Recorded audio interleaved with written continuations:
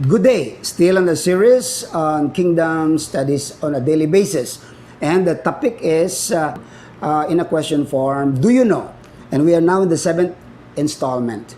Do you know that the agent's folly, that is man's foolishness, resulted to far-reaching negative consequences?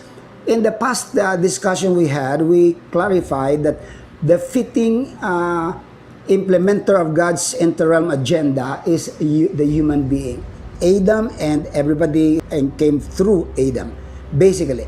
But we found out also that Adam and Eve, the agents of God to implement His kingdom agenda on earth, became foolish in their committing of something that is a violation to God's will. Let us read the material of Genesis 3:6. It says, "When the woman saw that the fruit of the tree was good for food and pleasing to the eye, and also desirable for gaining wisdom, she took some of it and ate it.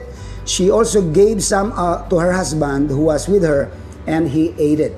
The result of this was very expansive, very devastating. But the summary is in Romans chapter 5, verse 12. Romans 5:12, it says, "Therefore, just as sin entered the world through one man, and death through sin, and in this way, death came to all men because all sinned." The word used as the summary of all the negative consequences is the word death.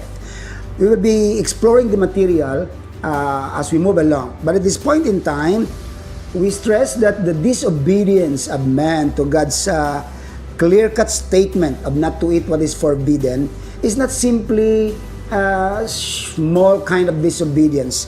In the context of a government, what Adam and Eve did was a rebellion. And not just rebellion, it's treason. We understand when you rebel against the organized authority, you are violating His will. When you do treason, you join with the contrary force, contradicting your own government. And that is what Adam did when he favored and listened to the devil and did both rebellion and treason.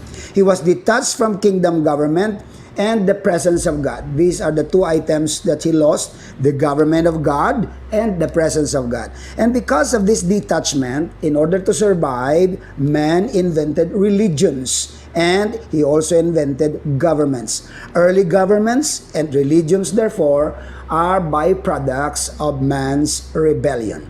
God bless.